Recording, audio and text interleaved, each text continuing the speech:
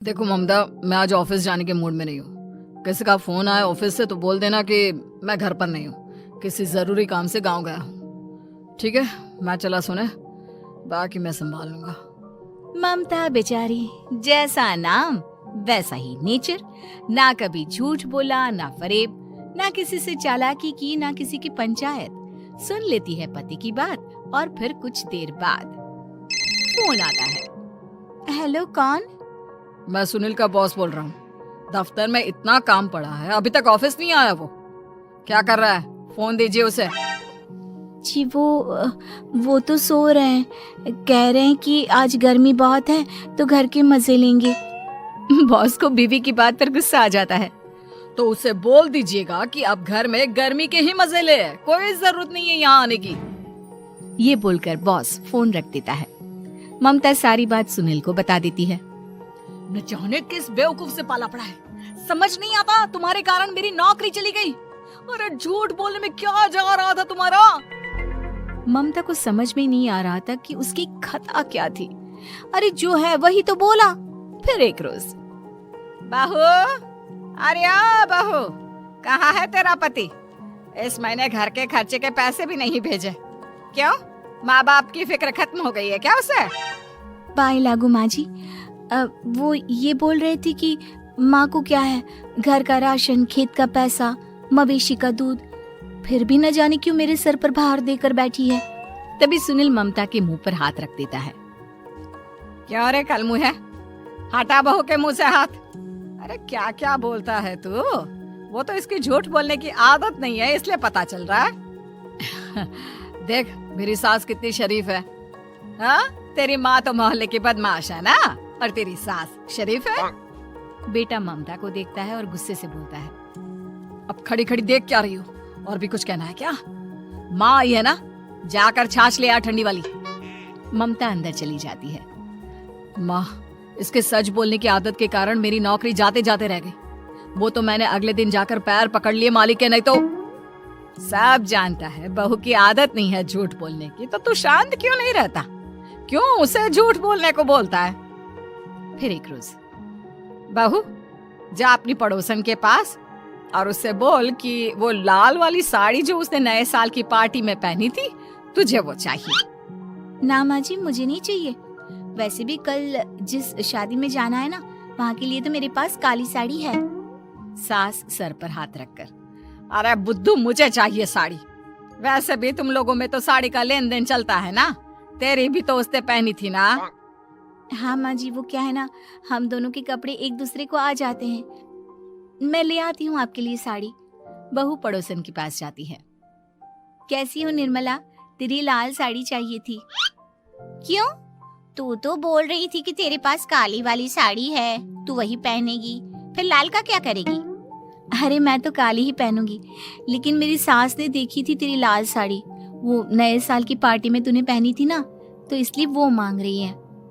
ये सुनकर पड़ोसन थोड़ा परेशान हो जाती है। देख ममता, तेरे लिए तो मैं एक बार को साड़ी दे भी देती, लेकिन तेरी सास के लिए नहीं। वो क्या है ना, तू तो जानती है कितनी गंदी आदत है तेरी सास की। खाया पिया सब कपड़े पर ही पोंछ देती है। मेरी लाल साड़ी बहुत महंगी वाली है, पता चले उस पर हल्दी तेल का निशान लगा हो। ममता घर आ जाती है खाली हाथ। ममता को देखकर, नहीं देना उसका लूटी ने साड़ी। अब आए तुझसे लेने तेरा सामान, अच्छे से बताती हूँ। माँ जी वो क्या है ना, मुझे तो वो दे रही थी, लेकिन आपके नाम पर नहीं दी। अरे किसने बोला था मेरा नाम लेने को? बोल देती तुझे पहनना है, लेकिन ना, तू तो ठहरी सच की देवी। न जाने सास क्या सोचती है और हंसने लगती है।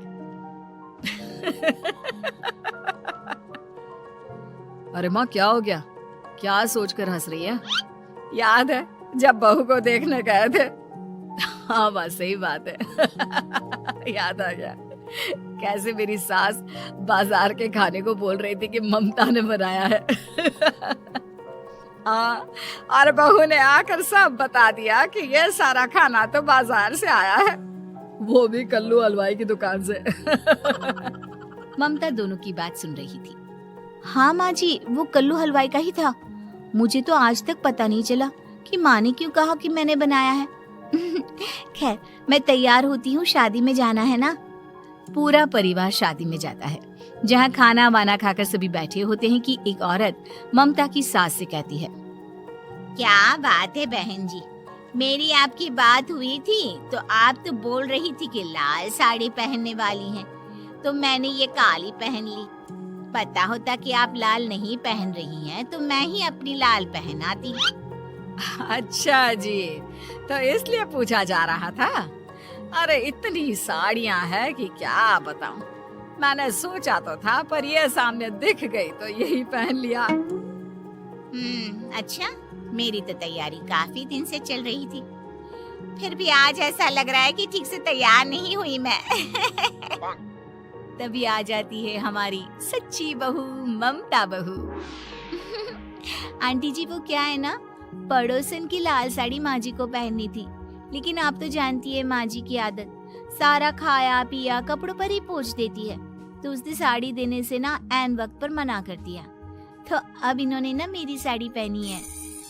औरत ममता की सास को घूरती है, अरे मांग कर ही साड़ी पहननी थी क्या? हम जैसे तो खुद की ही साड़ी पहनते हैं, चलो चलते हैं। सास का गुस्सा अब ममता पर फूट पड़ता है। अरे क्या जरूरत थी ये बात सबसे कहने की? अरे घर की इज्जत का कोई ख्याल है कि नहीं तुझे? हाँ, मैंने क्यों बोल दिया माँ जी? मुझे क्यों डांट रही है? मेरी गलती क्या है? ममता को रोता देख सुनील आ जाता है। अरे माँ, क्या हो गया? पता है ना शादी का माहौल है। सास सारी बात बेटे को बता देती है। देख रहा है तेरी बहू का हाल। अरे इस लड़की को तो ये भी नहीं पता कि कब कहाँ क्या कैसे बोलना है। अरे लेकर जा इसे यहाँ से। सभी घर आ जाते हैं। सास का मुंह तो फूला ही रहता है कि एक दिन, चलो बेटा, बहुत दिन तुम लोगों के साथ रह ली, अब चलो। वैसे भी ऐसी बहू के साथ समय कैसे कटे, जो ना झूठ बोलती है ना लोगों की चुगली करती है। अरे गांव में ही ठीक हूँ मैं, कम से कम 4 घर की खबर तो मिलती रहती है, वो भी मसाला डालकर। कैसी बात कर रही है माँ? अभी तो आई है, रह जाना, कितना अच्छा लगता है तेरे रहने से घर। तभी ममता आ जाती है। अच्छा लगता है, लेकिन आप तो बोल रहे थे कि न जाने कब तक रुकेगी, जाने का नाम ही नहीं ले रही। जाए तो कम से कम घर में थोड़ा सा फ्री सा तो फील करूं, यही बोल रहे थे कल माँ जी आपके लिए। सास बेटे को देखती है, लेकिन क्या कहती बेचारी, जब अपना ही सिक्का खोटा हो। चली जाती है चुपचाप गांव। फिर एक रोज घर की घंटी बजती है। सामने खड़ा होता है सुनील का बॉस। सुनील है क्या घर में? वो क्या ना, मैं यहाँ से गुजर रहा था तो सोचा थोड़ा ऑफिस का काम डिस्कस कर लूं। ममता कुछ कहती कि तभी वहाँ सुनील आ जाता है। अरे बॉस, आप आइए आइए। क्या बात है, घर तो बहुत सुंदर है। वैसे भाभी जी, आपकी खूब बातें सुनी है कि आप कभी झूठ नहीं बोलती। ये तो पता नहीं, लेकिन हमेशा सिर्फ कुछ न कुछ ऐसा बोल देती हूँ जिससे परेशानी हो जाती है। मैं ऐसा नहीं चाहती, लेकिन क्या करूँ। खैर, बॉस कुछ देर रुकता है, काम की बात होती है। ममता के साथ सब चाय पीते हैं और जैसे ही बॉस जाने को मुड़ता है कि क्या जी, कितने नेक इंसान है, फालतू ही आप खड़ूस और निकम्मा बोलते हैं इन बॉस को। अब क्या, बॉस के कान तक खुद के लिए अनमोल वचन पड़ जाते हैं और फिर ओह, तो ये बात है। और क्या कहता है ये? अरे बॉस, आप भी किसकी बात पर विश्वास कर रहे हैं? अरे इससे तो ये भी नहीं पता कि आलू प्याज कहाँ रखा है। अरे ये क्या जाने क्या बोलना है क्या नहीं बोलना है। मतलब जो मुंह में आ रहा है बोले जा रहा है। भाभी जी आप बताइए। नहीं बॉस, लग रहा है कि कुछ गलत बोल गई मैं। वैसे ये सिर्फ इतना ही बोलते हैं कि आप में कोई टैलेंट है ही नहीं, आपकी नौकरी इन्हीं के कारण तो बची हुई है। अरे बस कर ले अम्मा, अब क्या करवा कर मानेगी, बड़ी मुश्किल से तो नौकरी बची थी मेरी। सही कहा, बची थी लेकिन अब निकल गई। तेरे टैलेंट के भरोसे चल रही है ना मेरी नौकरी, अब देख तू। अच्छा, तो आप भी यही मानते हैं? वैसे ये बात तो है, सुनील काफी टैलेंटेड है। बॉस चला जाता है। सुनील सर पकड़कर बैठ जाता है। माना सच बोलना एक अच्छी आदत है, लेकिन ममता आज का समय ऐसा नहीं है। तुझे थोड़ा सा समाज को देखकर खुद को बदलना होगा, समझी? जी मुझे तो पता ही नहीं चलता कि मैं क्या गलत कर रही हूँ। यकीन मानिए मैं जानबूझकर नहीं करती। सुनील सोच लेता है कि वो किसी न किसी तरह अपनी बीवी के इस भोलेपन का इलाज करके रहेगा, लेकिन सवाल ये कि कैसे का जवाब अब मिल जाता है। और फिर एक रोज ममता की माँ आती है।